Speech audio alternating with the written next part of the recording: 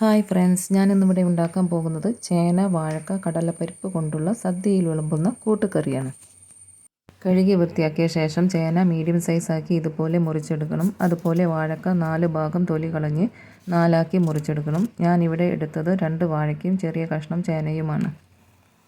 കൂട്ടുകറി ഉണ്ടാക്കാൻ ആവശ്യമുള്ളത് 3/4 കപ്പ് കടലപ്പരിപ്പ്, കുറച്ച് കറിവേപ്പില, 3 വറ്റൽമുളക്, 2 ടേബിൾ സ്പൂൺ ഉഴുന്നുപരിപ്പ്, കുരുമുളക് പൊടി തരിയോട് കൂടിയുള്ളത്, അരമുറി തേങ്ങ ചിരവിയത് അരച്ചെടുക്കാനുള്ളതാണ്, 2 കൈപ്പിടി തേങ്ങ വറുക്കാൻ ആവശ്യമുള്ളത്, 1 ആണി ശർക്കര 2ആക്കി മുറിച്ചതാണ്.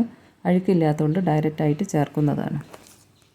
കടലപ്പരിപ്പിൽ കുറച്ച് വെള്ളം ഒഴിച്ച് 15 മിനിറ്റ് വരെ കുതിർത്ത് വെക്കാം. അരിഞ്ഞു വെച്ച ചേന, വാഴക്ക കുക്കറിലേക്ക് ഇട്ട് 1/2 ടേബിൾ സ്പൂൺ മുളക് പൊടി, 1/2 ടീസ്പൂൺ മഞ്ഞൾപ്പൊടി, ഉപ്പ് ആവശ്യത്തിന് വേകുവാനുള്ള വെള്ളം ഒഴിച്ച് എല്ലാം ഒന്ന് ഇളക്കിയ ശേഷം കുക്കർ അടച്ച് തീ ഓണാക്കി 2 വിസിൽ വരുന്നത് വരെ വെക്കാം. മിക്സിയുടെ ജാറിലേക്ക് ചിരവിയ തേങ്ങ, 1/2 ടീസ്പൂൺ നല്ല ജീരകം ചേർത്ത് കുറച്ച് വെള്ളം ഒഴിച്ച് അധികം നൈസാക്കാതെ അരച്ചെടുക്കാം. അരച്ചെടുത്തത് ഒരു ബൗളിലേക്കാക്കി മാറ്റി വെക്കാം.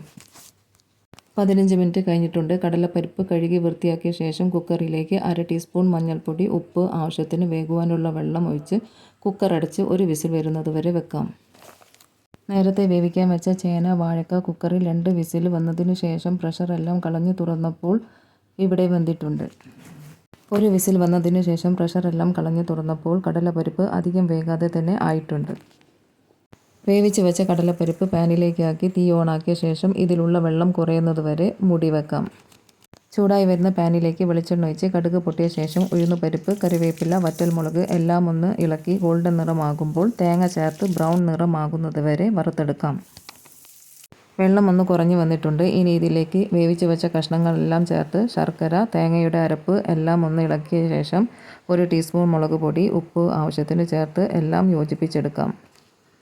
കൂടെ തന്നെ വറുത്ത് വെച്ച തേങ്ങ ചേർത്ത് തീ ലോ ഫ്ലെയിമിലാക്കി എല്ലാം ഒന്ന് ഇളക്കി യോജിപ്പിച്ച ശേഷം 1/2 ടേബിൾ സ്പൂൺ കുരുമുളക് പൊടി ചേർത്ത് അധികം വെള്ളം വറ്റിക്കാതെ എടുക്കേണ്ടതാണ്.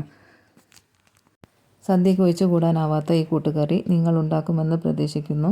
കൂടെ നിന്ന് ഷെയറും സപ്പോർട്ടും തന്നെ. പുതിയൊരു റെസിപ്പിയായിട്ട് വരുന്നത് വരെ നന്ദി, നമസ്കാരം.